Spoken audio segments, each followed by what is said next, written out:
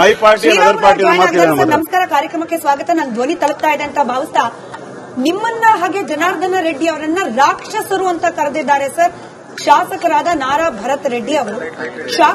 ಈ ರಾಕ್ಷಸರ ಕೈಯಲ್ಲಿ ನಾವು ಮತ್ತೊಮ್ಮೆ ಬಳ್ಳಾರಿ ಹೋಗ್ಲಿಕ್ಕೆ ಬಿಡೋದಿಲ್ಲ ಅಂತ ಕೂಡ ಹೇಳಿದ್ದಾರೆ. ಯಾವ ಆಂಗಲ್ ಅಲ್ಲಿ ನೀವು ರಾಕ್ಷಸರು ಅಂತ ಹೇಳಿ ನಮ್ಮ ವೀಕ್ಷಕರಿಗೆ ವಿವರಿಸಬೇಕು ಅಂತ ನಾನು ವಿನಂತಿ ಮಾಡ್ಕೊಳ್ತೀನಿ.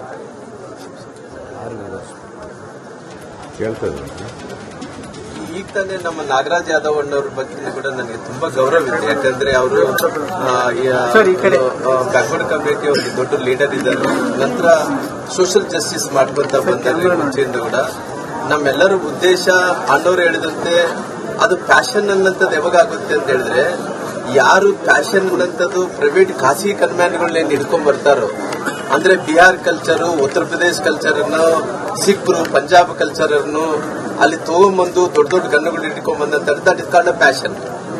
ಯಾರು ಮಾಜಿ ಮಂತ್ರಿಗಳು, ಹಾಲಿ ಶಾಸಕರು ಯಾರ್ಯಾರಿಗೆ ಅವರು ಕೇವಲ ಆಂಧ್ರ ಬಾರ್ಡರ್ದಲ್ಲಿ ಇದ್ದಂತವ್ರಿಗೆ ಅಲ್ಲರಿ ಕರ್ನಾಟಕ ರಾಜ್ಯದಲ್ಲಿ ಹತ್ತದ್ರ ಬಹಳಷ್ಟು ಮಂದಿ ಮಾಜಿ ಶಾಸಕರಿಗೆ, ಮಾಜಿ ಎಂಎಲ್ಎಗಳಿಗೆ ಅವ್ರ ಅಧಿಕಾರವನ್ನು ಕಳ್ಕೊಂಡಂತ ಟೈಮಲ್ಲಿ ಅವ್ರಿಗೆ ಆಕಸ್ಮಿಕವಾಗಿ ರಕ್ಷಣೆ ಬೇಕು ಅನ್ನೋಂಥ ಟೈಮಲ್ಲಿ ಸಂವಿಧಾನಬದ್ಧವಾಗಿ ಕಾನೂನಬದ್ಧವಾಗಿ ಅವ್ರಿಗೆ ರಕ್ಷಣೆ ಕೊಡುವಂಥದ್ದು ಸರ್ಕಾರದ ಕರ್ತವ್ಯ ಆಗಿರೋ ಕಾರಣ ಅವ್ರಿಗೆ ಒಬ್ಬರನ್ನು ಇಬ್ಬರು ಗನ್ಮ್ಯಾನ್ಗಳು ಕೊಡ್ತಾರ.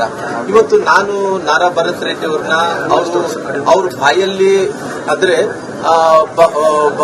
ಭಗವಂತನ ಬಾಯದಲ್ಲಿ ಯಾವ ರೀತಿಯಲ್ಲಿ ಈ ಭೂತನ ಬಾಯಲ್ಲಿ ಭಗವದ್ಗೀತೆಗಳು ಹೆಂಗೆ ಬರ್ತಾವೋ ಆ ರೀತಿಯಲ್ಲಿ ಭರತ್ ರೆಡ್ಡಿ ಅವರು ವರ್ಣನೆ ಮಾಡಿದಂತ ಭಾಷೆ ಅವರು ರಾಕ್ಷಸರು ಅನ್ನಂತ ಭಾಷೆಯನ್ನು ಬಳಸಿ ಮಾಡಿದಾರೋ. ಬಹುಶಃ ನಮ್ಮ ರಾಜಕಾರಣ ಜೀವನದಲ್ಲಿ ಆ ಹುಡುಗ ಇವತ್ತು 2023 ಶಾಸಕರಾಗಿದ್ದಾರೆ. 2023 ಮೊದಲನೇ ಬಾರಿ ಎಂಎಲ್ಎ. ನೋಡ್ರಿ, ನಮ್ಮ ಬ್ಯಾಕ್ ಗ್ರೌಂಡ್ ನೋಡ್ಕೊಂಡ್ರಿ, ನಾವು ಹತ್ತತ್ರ 30 ವರ್ಷಗಳ ಕಾಲ ರಾಜಕಾರಣ ಮಾಡ್ಕೊಂಡ್ ಬರ್ತಾ ಇದ್ದೀವಿ.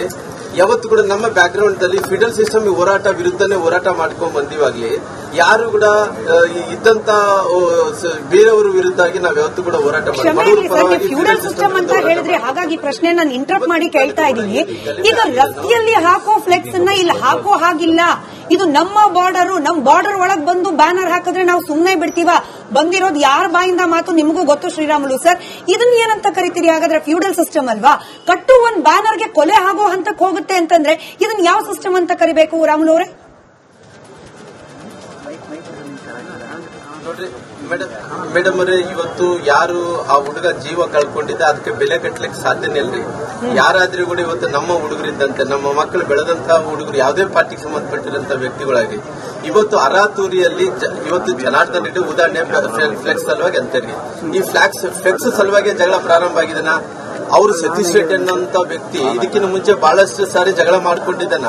ಇವತ್ತು ಅವರು ಏನು ಇವತ್ತು ಫ್ಯಾಷನ್ ಅನ್ನಂತ ಶಬ್ದಗಳು ಏನ್ ಬಳಕೆ ಮಾಡ್ತಿದ್ದಾರೆ ಗನ್ಮ್ಯಾನ್ಗಳು ಹಿಡ್ಕೊಂಡಂತದ್ದು, ಆ ಫ್ಯಾಷನ್ ಅನ್ನಂತ ಶಬ್ದ ಅವ್ನು ಸತೀಶ್ ರೆಡ್ಡಿ ಅನ್ನಂತ ವ್ಯಕ್ತಿ, ಅವ್ನು XMLA ಅಲ್ಲ, ಜನಪ್ರತಿನಿಧಿ ಅಲ್ಲ, ಏನನ್ನ ಅಕಸ್ಮಾತ್ ರಾಜಕಾರಣದಲ್ಲಿ ಏನು ಹುದ್ದೆ ಐತಂದ್ರೆ ಏನಿಲ್ಲ. ಆದ್ರೆ ಕೂಡ ಆ ಮನುಷ್ಯನಿಗೆ ಆ 4 ಮಂದಿ 5 ಮಂದಿ ಗನ್ಮ್ಯಾನ್ ಹಿಡ್ಕೊಂಡು ಸಾರ್ವಜನಿಕ ಸ್ಥಳದಲ್ಲಿ ಗುಂಡ ಹಾರಿಸ್ಕೊಂತಾರಂದ್ರೆ ಅದು ಯಾರ್ದು ತಪ್ಪು? ತನಿಖೆ ಆಗ್ಲಿ ರಾಮುಲು ಅವರೇ, ತನಿಖೆ ನೀವು ಅಂದ್ರೆ ನಿಮ್ಮ ಕಡೆಯಿಂದ ಕೂಡ ಕಂಪ್ಲೇಂಟ್ಗಳು ಹೋಗಿದೆ. ಅದ್ರ ತನಿಖೆ ಆಗ್ಲಿ, ಯಾರ ಬಂದೂಕಿಂದ ಗುಂಡು ಹೋಯ್ತು, ಯಾರಿಂದ ಕೊಲೆ ಆಯ್ತು, ಅದೆಲ್ಲ ತನಿಖೆ ಆಗ್ಲಿ. ನಾವು ಅದಕ್ಕೆ ರೆಸ್ಪೆಕ್ಟ್ ಮಾಡೋಣ, ಟೈಮ್ ಕೊಡೋಣ. ಬಟ್ ನನ್ನ ಪ್ರಶ್ನೆ ಇರೋದು, ಬ್ಯಾನರ್ ಕಟ್ಟೋದಕ್ಕೆ ಅಬ್ಜೆಕ್ಟ್ ಮಾಡಿದ್ರು ಜನಾರ್ದನ್ ರೆಡ್ಡಿ ಅವರು, ಕಾಲ್ ಮಾಡಿ ಧಮಕಿ ಹಾಕಿದ್ರು ಜನಾರ್ದನ್ ರೆಡ್ಡಿ ಅವರು. ಜನಾರ್ದನ ರೆಡ್ಡಿ ಅವರಿಂದಾಗಿಯೇ ಈ ಹಂತಕ್ಕೆ ಹೋಯ್ತು ಅನ್ನೋ ಆರೋಪ ಆ ಕಡೆಯಿಂದ ಬರ್ತಾ ಇದೆ.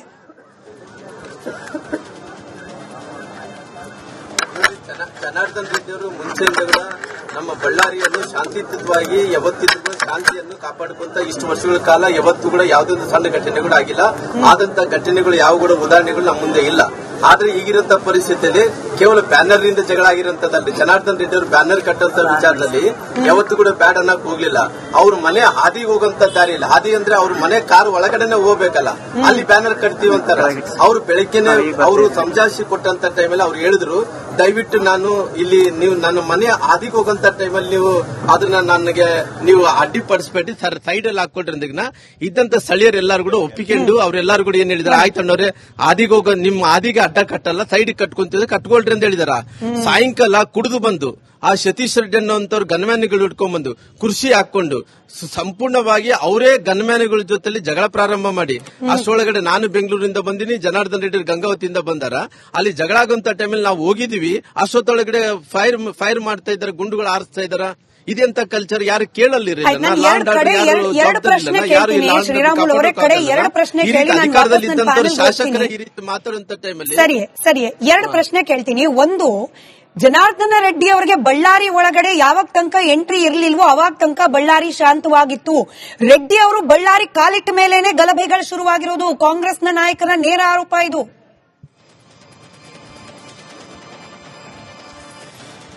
ನೋಡ್ರಿ, ನಾನು ಇವತ್ತು ಜನಾರ್ದನ್ ರೆಡ್ಡಿ ಅವರು ಎಂಟ್ರಿ ಆಗಿದ ತಕ್ಷಣನೇ ಗಲಾಟೆ ಪ್ರಾರಂಭ ಆಗ್ತದೆ ಅನ್ನೋಂಥದ್ದು ತಪ್ಪಂತೇನ್ರಿ.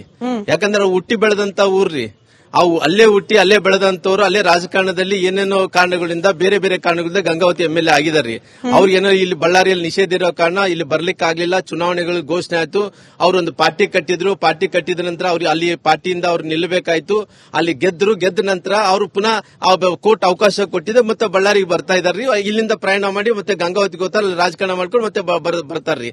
ಅಂದ್ರೆ ನಾನೇನ್ ಹೇಳ್ತಾ ಇದ್ದಂದ್ರೆ, ಕೇವಲ ಜನಾರ್ದನ್ ರೆಡ್ಡಿ ಅವ್ರು ಬಂದ ತಕ್ಷಣ ಈ ಗಲಭೆ ಪ್ರಾರಂಭ ಆದ ಅನ್ನೋದಕ್ಕೆ ಅದೇನು ಉಚ್ಚಾಟ ಏನ್ರಿ? ಅದು ಯಾರು ಈ ಗಲಾಟೆ ಮಾಡಿ ಇವತ್ತು ಜನಾರ್ದನ್ ರೆಡ್ಡಿ ಮನೆ ಹತ್ರ ಅವ್ರು ಬಂದಾರ, ಇಲ್ಲ ಅವ್ರ ಮನೆ ಹತ್ರ ಜನಾರ್ದನ್ ರೆಡ್ಡಿ ಹೋಗಿದಾರ ಅಲ್ರಿ? ಅವ್ರು ಆದಿ ಕಟ್ಟಂತ ಟೈಮಲ್ಲಿ ಅವ್ರು ಲೋಕಲ್ ಏಡ್ಸ್ ಬಂದು ಕಟ್ಟಂತ ಟೈಮಲ್ಲಿ ಒಪ್ಕೊಂಡಿದಾರ. ಒಪ್ಕೊಂಡಂತ ಟೈಮಲ್ಲಿ ಸತೀಶ್ ರೆಡ್ಡಿ ಅವ್ರು ಯಾಕೆ ಬರಬೇಕಾಯ್ತು? ಯಾಕೆ ಇಷ್ಟು ಮಂದಿ ಗನ್ಮ್ಯಾನ್ ಹಿಡ್ಕೊಂಡು ಯಾಕೆ ಕಿರ್ಚಾಡ್ಬೇಕಾಯ್ತು? ಯಾಕೆ ಉಡಾಳ್ತನ ಯಾಕೆ ಮಾಡಬೇಕಾಯ್ತು? ಯಾಕೆ ಫೈರಿಂಗ್ ಯಾಕೆ ಮಾಡ್ಬೇಕು? ಆ ಪರಿಸ್ಥಿತಿಗೆ ಹೋಗ್ಬೇಕಂತ ಕಾರಣ ಏನಂದೇಳಿ ಯಾರು ಕೇಳೋರಿಲ್ಲನ.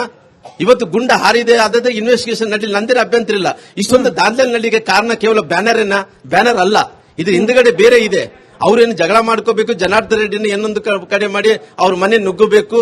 ಆ ಪೆಟ್ರೋಲ್ ಬಾಂಬ್ಗಳು ತಂದುಕೊಂಡಾರ ನೋಡಿರಲ್ಲ, ಆ ಪೆಟ್ರೋಲ್ ಬಾಂಬ್ಗಳು ತಂದುಕೊಂಡಿರೋದು ನೋಡಿದ್ರೆ ಅದೆಲ್ಲ ಪ್ಲಾಂಟ್ ಅಂತ ಕಾಣಿಸ್ತಾಯಿತ್ತಲ್ಲ. ಕಲ್ಲುಗಳು ತೂರಾಟಗಳು ನೋಡಿರೋದೆಲ್ಲ ಪ್ಲಾಂಟ್ ಅಂತ ಜನಾರ್ದನ ರೆಡ್ಡಿ ಅವರು ಒಬ್ಬ ಜನಪ್ರತಿನಿಧಿ ಆಗಿರುವವರನ್ನ ಯಾರೋ 4 ಜನ ಬರ್ತಾರೆ, ಪೆಟ್ರೋಲ್ ಬಾಂಬ್ ಹಾಕ್ತಾರೆ, ಟಾರ್ಗೆಟ್ ಮಾಡಿ ಕೊಲೆ ಮಾಡ್ಬಿಡ್ತಾರೆ. ಅಷ್ಟು ಸುಲಭನ ಒಬ್ಬ ಜನಪ್ರತಿನಿಧಿಯನ್ನ ಕೊಲೆ ಮಾಡೋದು? ಈ ಇಡೀ ಪ್ಲಾಟ್ ಇದೆಯಲ್ಲ, ಪೆಟ್ರೋಲ್ ಬಾಂಬ್ ತಂದಿದ್ರು, ಅವ್ರನ್ನ ಕೊಲೆ ಮಾಡಕ್ ಬಂದಿದ್ರು, ಜನಾರ್ದನ್ ರೆಡ್ಡಿ ಅವರನ್ನ ಟಾರ್ಗೆಟ್ ಮಾಡಿದ್ರು, ಇದು ರಾಜಕೀಯ ಲಾಭಕ್ಕೆ ನೀವು ಬಳಸ್ಕೊಳ್ತಾ ಇರುವ ಕತೆ ಅಂತ ಹೇಳಿ ಯಾಕೆ ಭಾವಿಸಬಾರದು ಜನ? ನಾನು ನೋಡ್ರಿ ಮೇಡಮ್ ಅವರೇ, ನಾನು ವೇಗವಾಗಿ ಸುಮ್ನೆ ಯಾರ ಮೇಲೆ ಕೂಡ ಅಲಿಗೇಷನ್ ಹಾಕೋಕ್ ಹೋಗಲ್ಲ. ಅಥೆಂಟಿಕೇಟ್ ಆಗಿ ಫೈರ್ ಆದಂತ ಬುಲೆಟ್ಗಳನ್ನ ಏನು ಹಿಂದ್ಗಡೆ ಏನು ಟೊಪ್ಪಿ ಇದೆನಾ, ಆ ಟೊಪ್ಪಿ ಕೂಡ ಸಿಕ್ಕಾವ. ಸಾಕಷ್ಟು ಮಂದಿಗೆ ಪೆಟ್ಟಾಗಿದೆ. ಜನಾರ್ದನ್ ರೆಡ್ಡಿ ಅವರು ಕೂಡ ನಿನ್ನೆ ಗುಂಡುಗಳು ಹಿಡ್ಕೊಂಡು ನೋಡ್ಸಿದಾರ. ಇದೆಲ್ಲ ಆದಂತ ಟೈಮಲ್ಲಿ ಕೂಡ ಇಲ್ಲ ಜನಾರ್ದನ್ ರೆಡ್ಡಿ ಅವರೇ ತಪ್ಪಂತ ಹೇಳಿದ್ರೆ ಕಾನೂನು ಏನ್ ಕ್ರಮ ತಗೊಳ್ರಿ. ನೋಡ್ರಿ, ಕಾನೂನಿಗೆ ಯಾರು ದೊಡ್ಡವರು ಇಲ್ಲ ರೀ.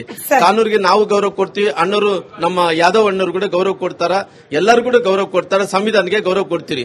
ಇವತ್ತು ಏನಾಗಿದೆ, ಇವತ್ತು ಆದಂತ ತಪ್ಪು ಹುಡುಗ ಬಲಿಯಾಗಿದ್ದಾನ್ರಿ. ನಾನು ಆ ಬಲಿಯಾದಂತ ಹುಡುಗ ಏನಿದಾನ ಅದ್ರ ವಿಷಾದವನ್ನು ವ್ಯಕ್ತಪಡಿಸ್ತೀನಿ. ಆ ಕುಟುಂಬಕ್ಕೆ ತಡೆಯಂತ ಶಕ್ತಿ ಕೊಡ್ಲಿ ಭಗವಂತ. ನಾನು ಕೂಡ ಇದೆಲ್ಲ ತಣ್ಣಗಾದ್ಮೇಲೆ ಅವ್ರ ಮನೆಗೆ ಕೂಡ ನಾನು ಕೂಡ ಹೋಗ್ಬಿಟ್ಟು ಬರ್ತೀನಿ.